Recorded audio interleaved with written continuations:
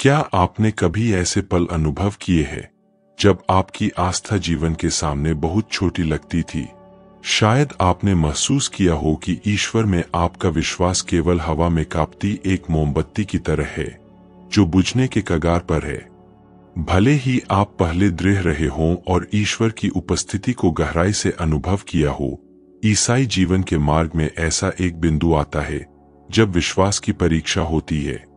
और इसका मतलब विफलता नहीं है, इसका मतलब केवल यह है कि आप यात्रा पर हैं। मसीह के साथ का मार्ग केवल महिमा से प्रकाशित पहाड़ों से बना नहीं है, बल्कि संदेह की घाटियों, मौन के रेगिस्तानों और आत्मा को हिलाने वाले तूफानों से भी बना है। लेकिन इन सभी मौसमों के बीच एक वादा है। ईश्वर इमैनुएल है, हमारे साथ है। वे केवल तब उपस्थित नहीं है जब हृदय में खुशी भरती है, बल्कि तब भी जब दुख का बोझ असहनीय लगता है। विश्वास, जैसा कि कई लोग सोचते हैं, एक सीधी रेखा नहीं है।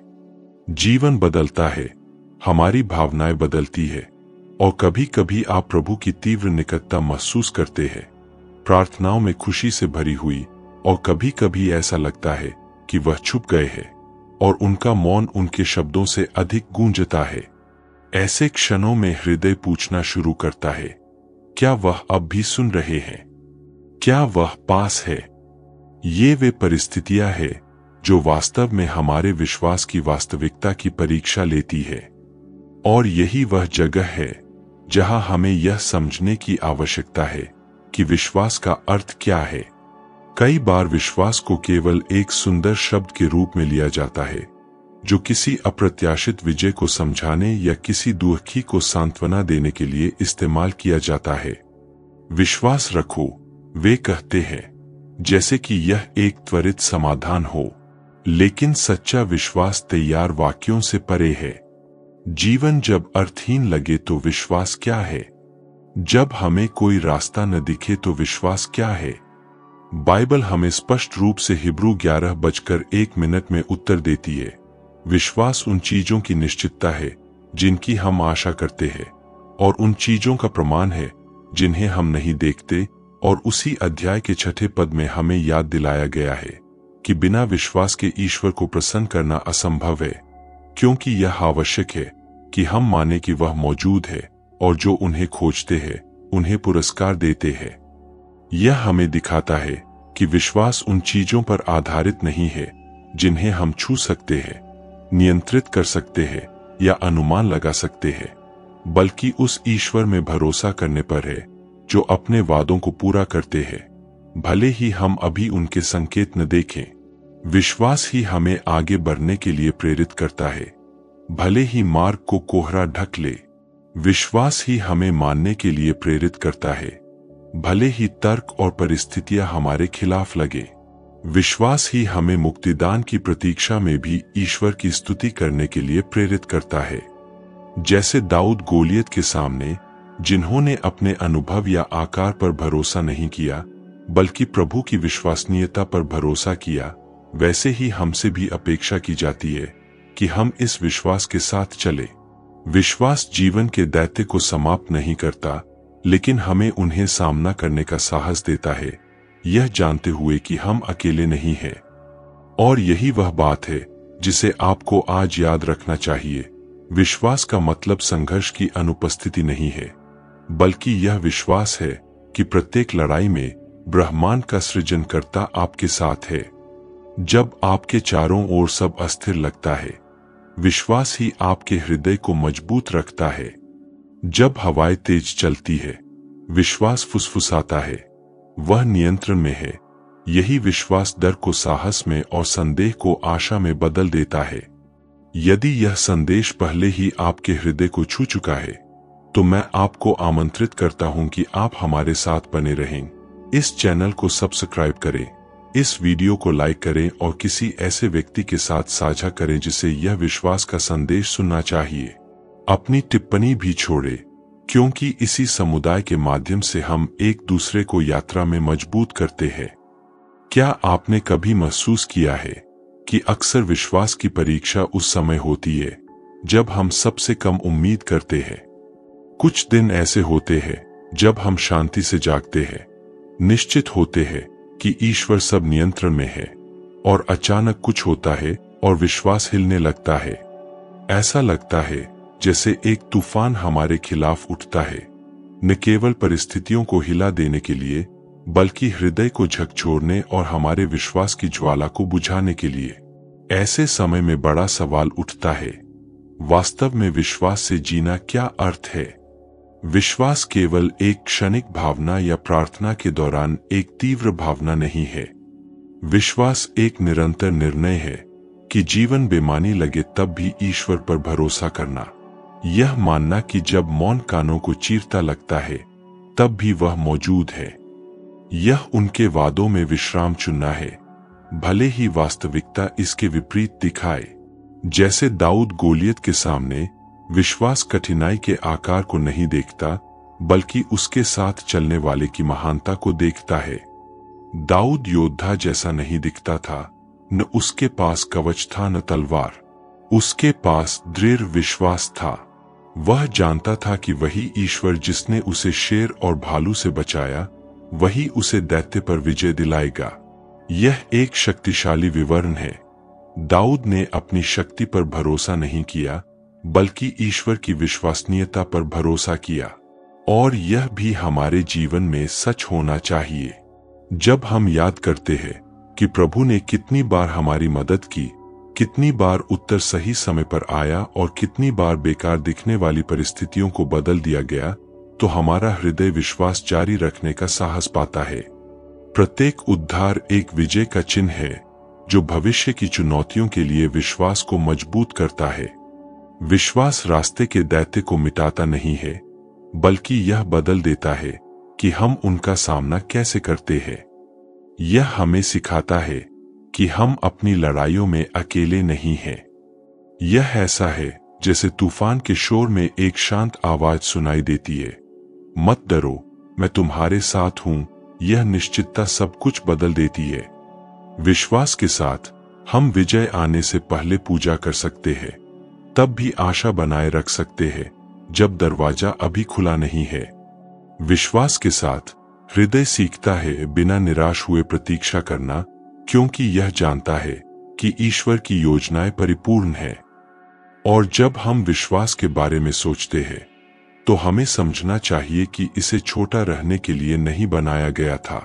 यह एक बीज की तरह है जो हर बार बढ़ता है जब हम विश्वास करने का चुनाव करते हैं।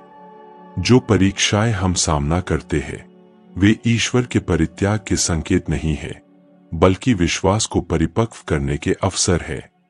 जैसे सोना आग से शुद्ध होता है, वैसे ही विश्वास सबसे कठिन क्षणों में तराशा जाता है। दर्द, मौन या प्रतीक्षा के उन क्षणों में हम पाते हैं कि प्रभु वास्तव में पर्याप्त है। इसलिए जिस मौसम में आप हैं उसे न अस्वीकारें। यदि यह खुशी का समय है तो आभार के साथ जिए, यह मानते हुए कि हर आशीर्वाद प्रभु से आता है। यदि यह प्रतीक्षा का समय है तो विश्वास बनाए रखें, क्योंकि ईश्वर का कार्य कभी देर नहीं करता। यदि यह दर्द का समय है तो उस वादे को थामे रहें कि वह कभी अपने बच्चों को नहीं छोड़ते। यीशु ने कहा, इस संसार में तुम्हें संकट होंगे, पर साहस करो, मैंने संसार को जीत लिया। यूहन्ना 16:33। यह केवल यह याद दिलाने के लिए नहीं है कि कठिनाइयां आएंगी, बल्कि यह पुष्टि है कि विजय पहले ही मसीह में सुनिश्चित है। और यह सत्य ही हमारे विश्वास को जीवित रखता है। चाहे सामने कुछ भी हो, प्रभु की विजय बड़ी है। वही आंसुओं को सांत्वना में, कमजोरी को शक्ति में और निराशा को आशा में बदलते हैं। विश्वास हमें ऊपर देखने के लिए प्रेरित करता है, तूफान से परे, जब तक कि हम उस ईश्वर को न देखें जो जल पर चलता है और हमें विश्वास करने के लिए आमंत्रित करता है। क्या आपने कभी सोचा है कि भगवान हमारे विश्वास की परीक्षा क्यों लेते हैं? शायद आपने पूरी तरह से प्रार्थना की, पुकारा, फिर भी वह उत्तर नहीं मिला जिसकी आपको उम्मीद थी। शायद आपने आंसुओं भरी रातें बिताई, यह सोचते हुए कि ईश्वर की चुप्पी परित्याग है। लेकिन सच्चाई यह है कि विश्वास कभी आसान जमीन पर नहीं बढ़ता। विश्वास तब मजबूत होता है जब हम विपरीत परिस्थितियों का सामना करते हैं, जब हमें चुनना पड़ता है कि ईश्वर पर विश्वास करें या भय के सामने झुक जाए। इसी बिंदु पर यह केवल एक शब्द नहीं रह जाता, बल्कि हमारे अंदर जीवन बन जाता है। बाइबल हमें दिखाती है कि परीक्षाओं का उद्देश्य हमें नष्ट करना नहीं है, बल्कि तराशना है। जैसे आग सोने को शुद्ध करती है, कठिनाइयां हमारी आत्मनिर्भरता और गर्व को जला देती है और हमें पूरे दिल से ईश्वर पर भरोसा करना सिखाती है।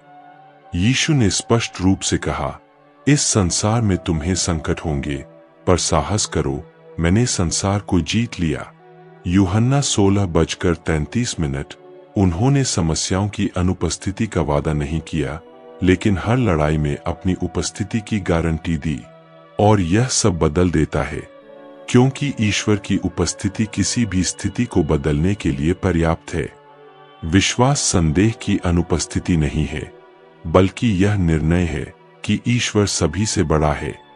यह भय की अनुपस्थिति नहीं है, बल्कि साहस है कि भय कान में फुसफुसा रहा हो तब भी आगे बढ़ो। यह हमेशा मजबूत होने की बात नहीं है, बल्कि यह जानना है कि प्रभु की शक्ति कमजोरी में पूर्ण होती है। जब विश्वास उस सत्य पर आधारित होता है कि भगवान कौन है, तो कोई भी हवा इस विश्वास को दिल से नहीं हटा सकती। इसलिए प्रार्थना इतनी आवश्यक हो जाती है। प्रार्थना नियंत्रण सौंपने का कार्य है, यह घोषणा करना कि हम दृष्टि से नहीं, बल्कि अदृश्य पर विश्वास से जीवित है। जब आप विश्वास के साथ प्रार्थना करते हैं, आप केवल मांग नहीं रहे हैं, आप ईश्वर के हृदय के साथ संरेखित हो रहे हैं, उनके मार्गदर्शन को अपने कदमों में अनुमति दे रहे हैं।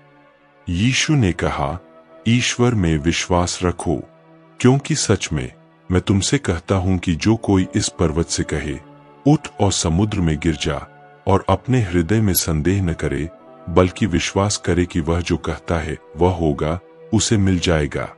इसलिए मैं तुमसे कहता हूं, जो कुछ भी तुम प्रार्थना में मांगोगे, विश्वास रखो कि तुम्हें मिल चुका है और यह तुम्हारा होगा।